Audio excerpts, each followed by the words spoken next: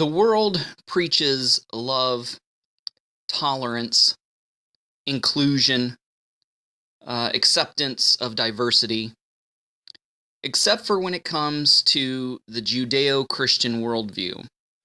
Then all of a sudden, they want to censor you and pull the plug on you.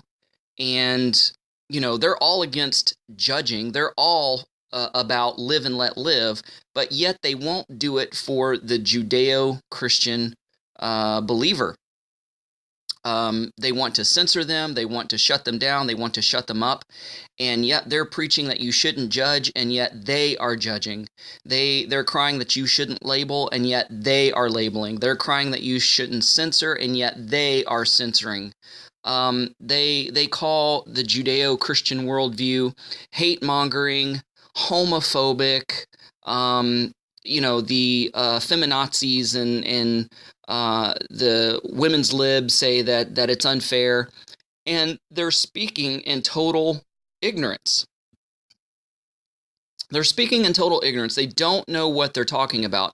If they really understood the Torah, they would realize that in the day and in the time that it was written in, it was revolutionary. It was the only culture, virtually the only culture and the only religion that gave women rights, that gave women, in many instances and cases, equal footing and equal standing.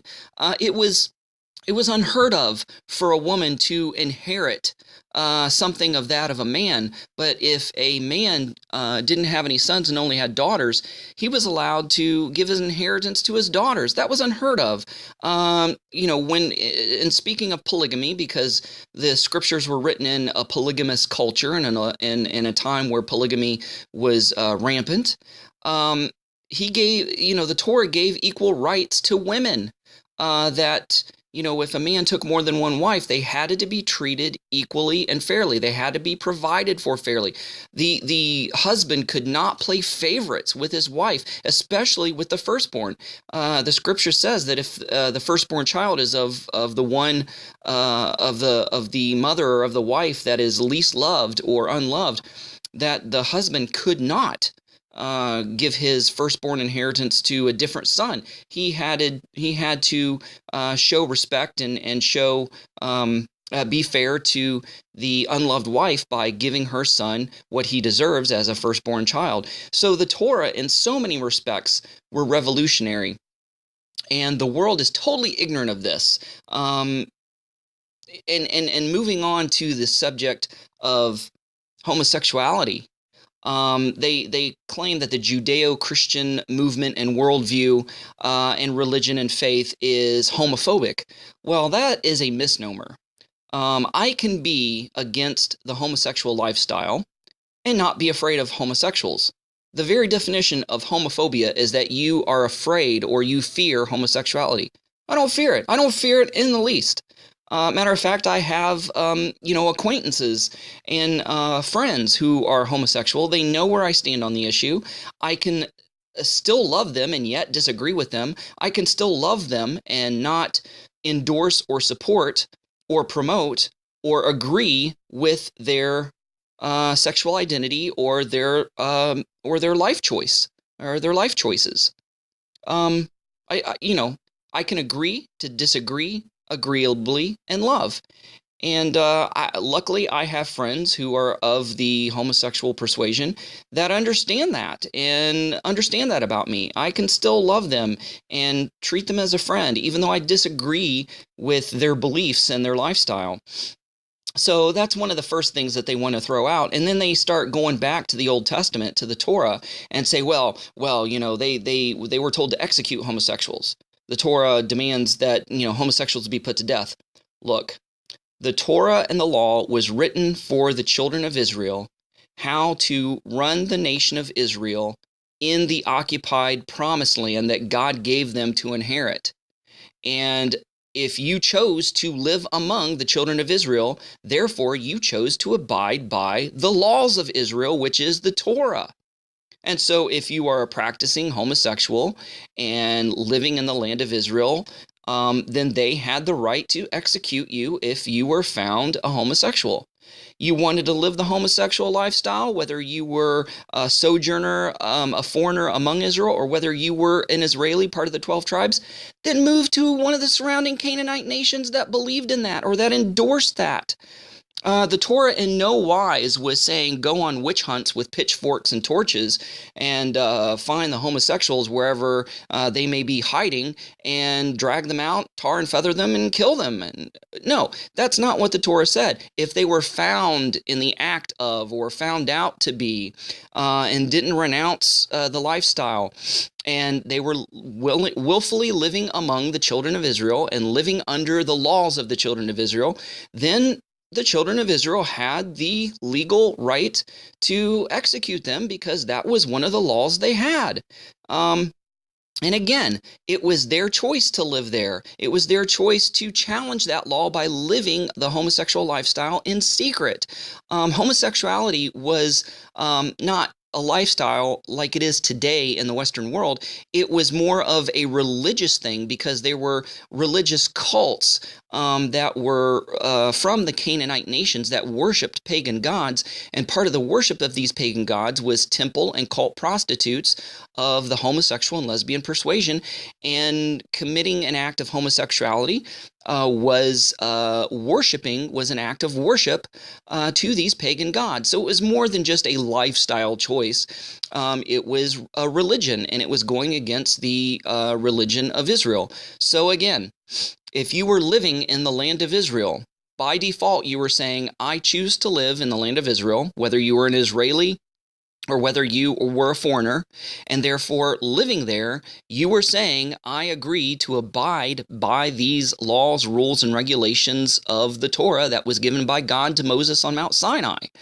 And when you broke those laws because you agreed to live there, then you had to pay the price and the consequences and endure the punishment for breaking these laws that you, by living there, agreed to abide by. And again, if you wanted to live a different kind of lifestyle, you wanted to practice homosexuality, you didn't have to live in Israel. There were plenty of surrounding nations of the Canaanites and of other pagan peoples that fully endorsed and accepted these acts and these lifestyles.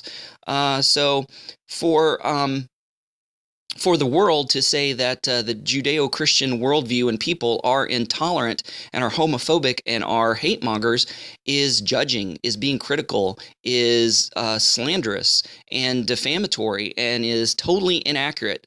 That's not to say that's not to say that there isn't any nut jobs within the Judeo-Christian movement that promote hatred towards homosexuals and actually violence towards homosexuals, but you shouldn't paint the entire Judeo-Christian faith or movement by these nut jobs.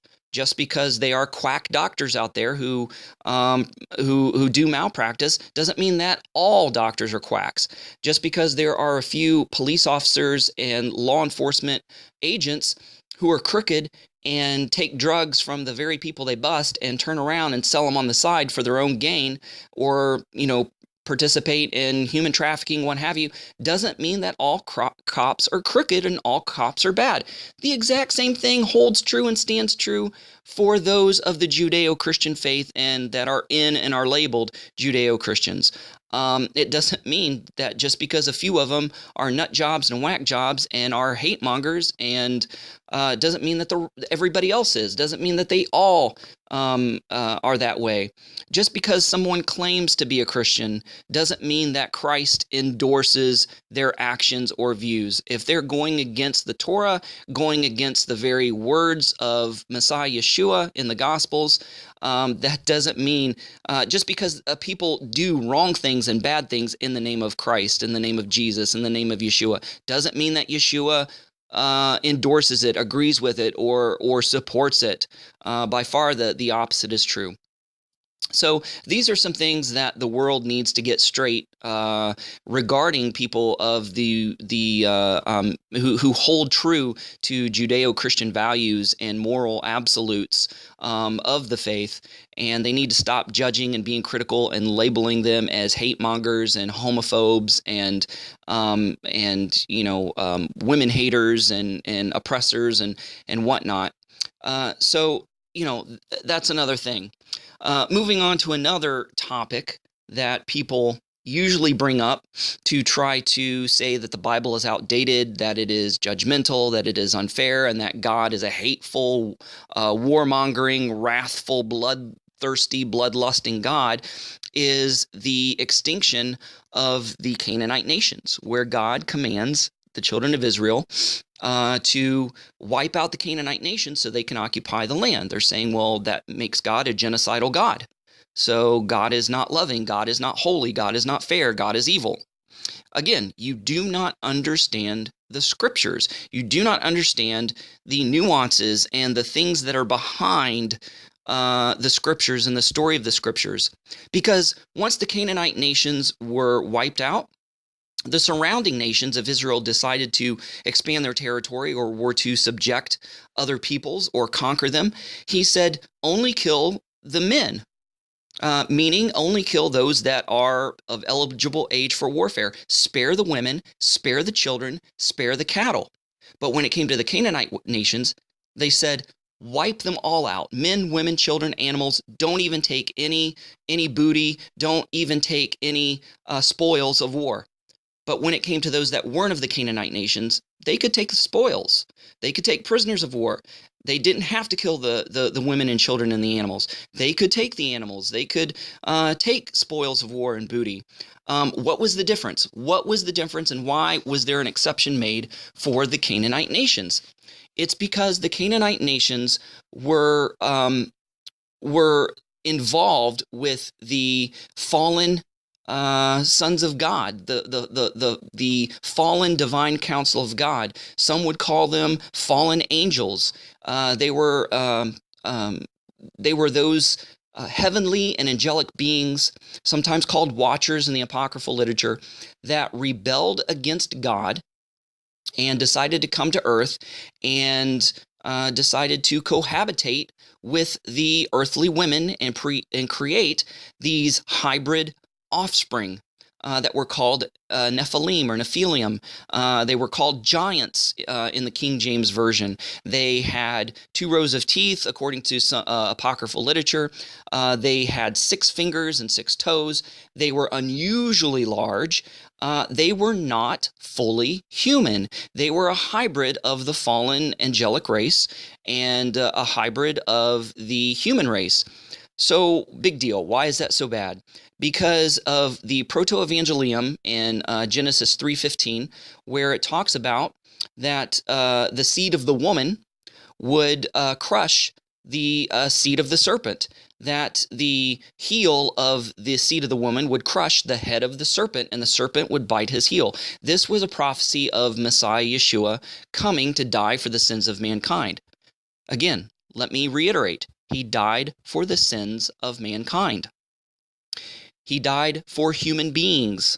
He did not die for fallen angelic beings.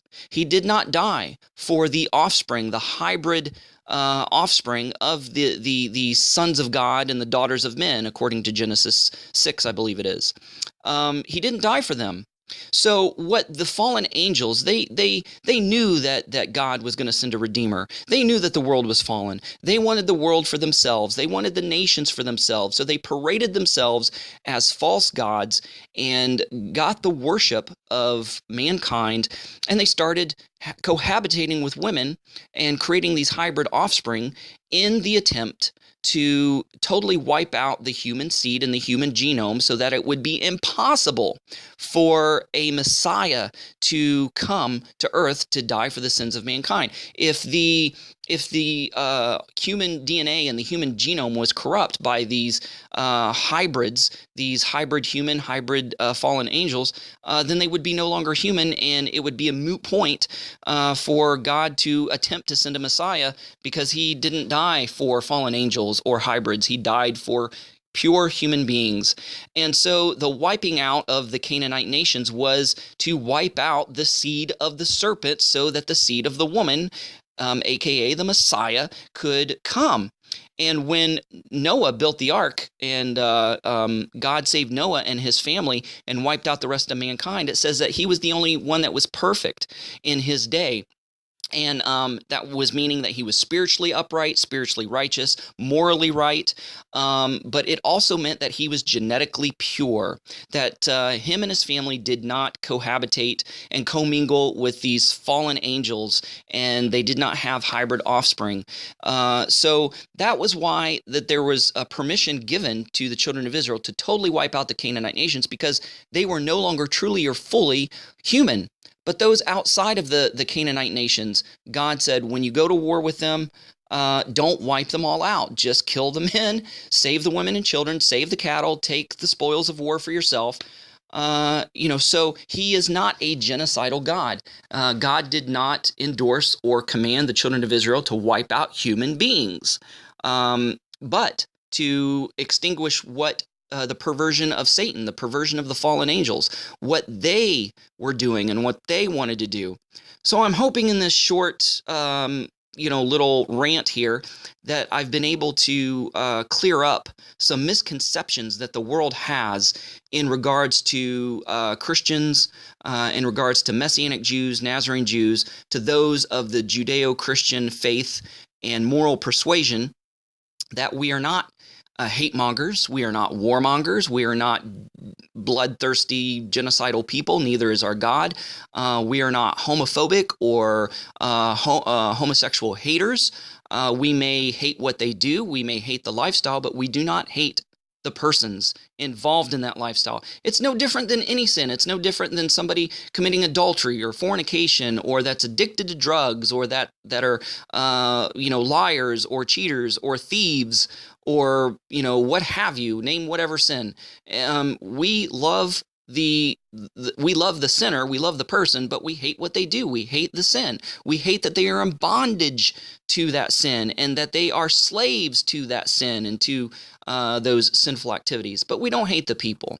And again, there are some nut jobs that call themselves Christians, call themselves adherents to the Judeo-Christian movement and values, but yet they do the opposite of what the Judeo-Christian worldview says. They are haters. They are slanderers. They, are violent. So you just got to disregard those people. They do not speak for the Christians and the Messianic Jews, the Nazarene Jews, and those in the Judeo-Christian movement, and that hold to the Judeo-Christian worldview and values. So hopefully we were able to clear that up. Also clearing up in regards to women's rights.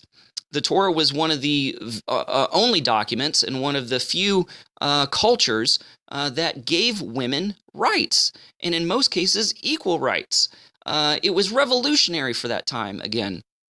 And again, if somebody chose to live a different lifestyle than what the Judeo-Christian lifestyle demands, or what the Torah says, they were more than free to move outside of the land of Israel and get themselves out from under these laws of God, these laws of the Torah, and live however they want. But if they stayed in the land, then they were subject to those laws, and by default, by staying there, they were saying, we agree to live by and abide by these laws. So that's one. Those are some things that you have to know and that you have to understand. So hopefully we're able to clear these things up. So this has been Chris Shoemaker, also known as Yehuda Ben Shomer, for Ray Bash's Ramblings. Hope you enjoyed it, and we'll see you again on the flip side. Shalom and Shavua Tov. Thanks for watching. Stay connected by subscribing to our other social media accounts and visiting our website at abrahamsdescendants.com.